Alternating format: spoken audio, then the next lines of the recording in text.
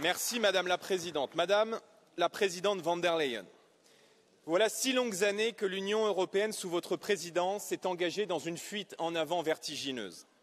Une fuite en avant commerciale d'abord, dont les accords avec le Mercosur et les États-Unis sont le triste symbole.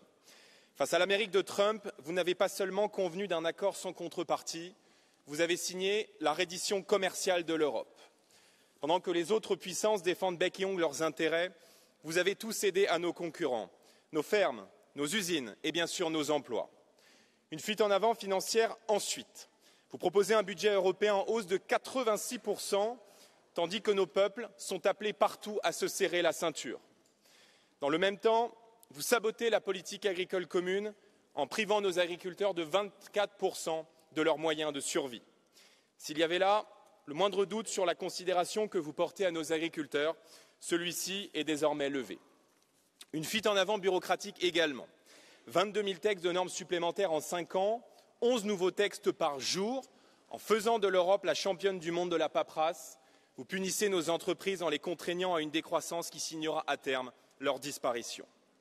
L'histoire retiendra, Madame, que pour la première fois depuis 50 ans, la balance agricole française sera déficitaire et que vous aurez, pour de nombreuses années, tué l'industrie automobile européenne.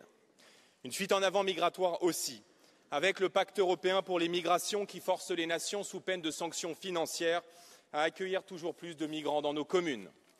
Une fuite en avant politique enfin, avec toujours plus d'élargissements insensés. Demain, à ce rythme, la Turquie étrangère à notre civilisation prendra place à cette table. Ce jour-là, il ne restera rien de l'idée européenne, sinon un drapeau sans âme et une frontière étendue à la Syrie, à l'Iran et à l'Irak.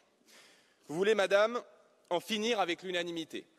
Vous rêvez d'une Europe sans peuple ni gouvernement, avec juste vous, Madame, vos commissaires payés 28 000 € par mois et votre administration pléthorique. L'Europe, nous le disons, n'est pas une machine administrative. C'est une civilisation. Et une civilisation ne se gouverne pas par des normes, mais par le consentement des peuples libres et des nations qui la composent. À mes collègues français issus des Républicains et du PPE, je veux vous dire que cette motion de censure est un moment de vérité. Vous ne pouvez pas faire les yeux doux à nos agriculteurs à Paris, mais refuser la censure à Strasbourg. Voter la censure de cette Commission européenne, ce n'est pas détruire l'Europe, c'est au contraire la sauver. Alors, pour nous, patriotes, une chose est sûre. Nous voterons en notre âme et conscience pour la censure, par devoir, contre l'Europe de Macron, contre l'Europe d'Ursula von der Leyen, mais par-dessus tout, pour que vive l'Europe des nations libres.